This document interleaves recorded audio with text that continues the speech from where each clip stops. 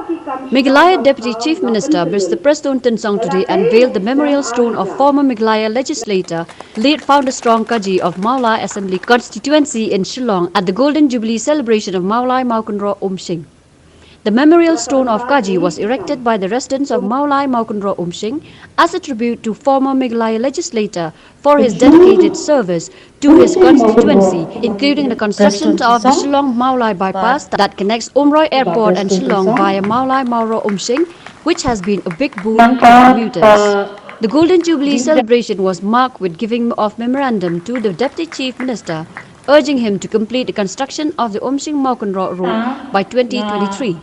The Dorbar Shnang also requested the Deputy Chief Minister to construct footpath along the main road of Nehu for the safety of students who pass that way. Kamekaladi, tam kamaukunro Umshing sisnen dia kamekala. Kabumut dalam senior, ia kejala Meghalaya sini berokawai.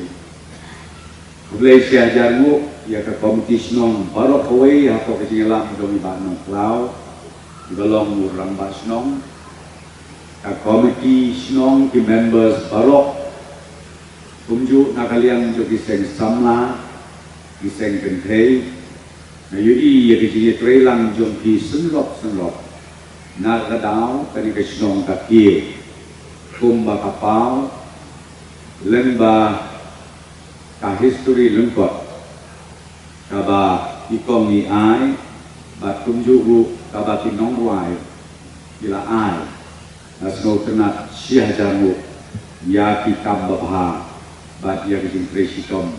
jom hi kinong senong baro dengan sin ke negala ke kabuban ai lehi ai bagan kising dap san hosnen besnong kanang kiu nang lisakmat bat tam ya kitu di poin ski bepilaku akmat jonga akmat jong pasulkar nagbantaban pembit pembian ya kesnong gatau nakalian jona ngan sakit ya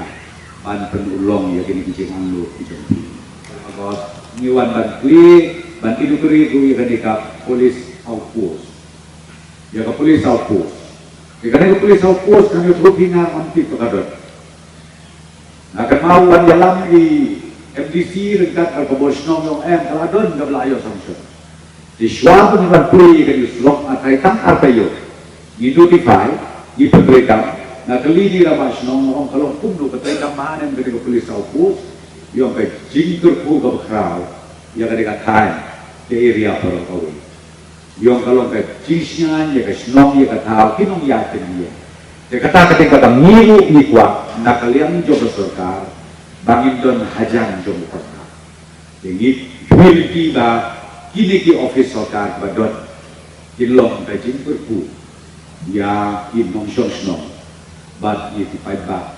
jong penegakan barakui kena kalian jangan nampak subat bukti saya sisi bat na perpu na produk na kitbok na kituyang ya kena kisnong jong pi bahkan nangkiu syakmat syapran